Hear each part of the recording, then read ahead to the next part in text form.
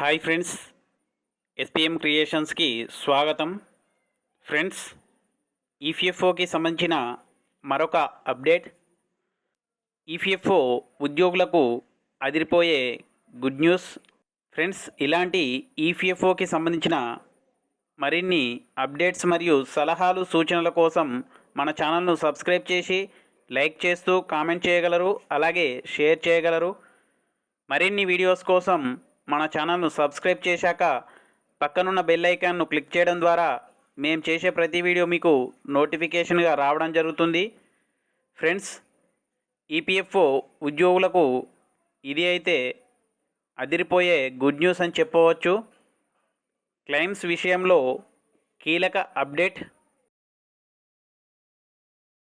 Friends, PF withdraw వేగాన్ని పెంచేందుకు EPFO మరిన్ని హార్డ్వేర్ అప్గ్రేడ్లను, అదనపు సాఫ్ట్వేర్ అప్గ్రేడ్లను ప్లాన్ చేస్తోంది. Centre for development of advanced computing (CDAC) అభివృద్ధి చేసిన కొత్త వ్యవస్థ క్లెయిమ్ రిజెక్షన్లను తగ్గించడంలో కీ రోల్ ప్లే చేస్తోంది.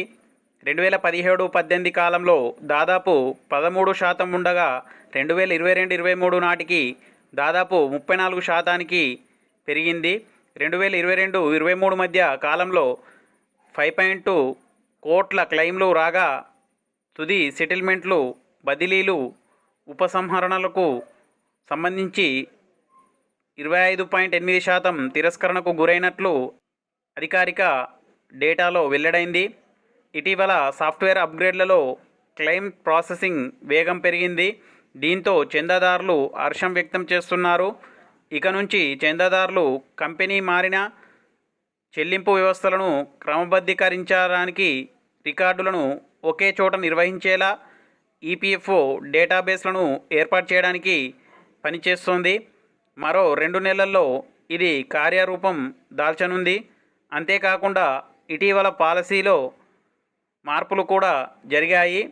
క్లెయిమ్ కోసం కొన్ని డాక్యుమెంటేషన్ అవసరాలను సడలించారు.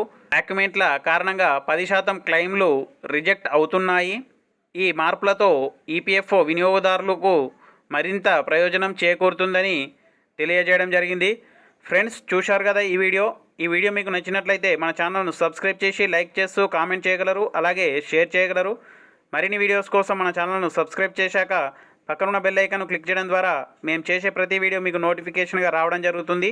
Thank you friends, thanks for watching. Thank you.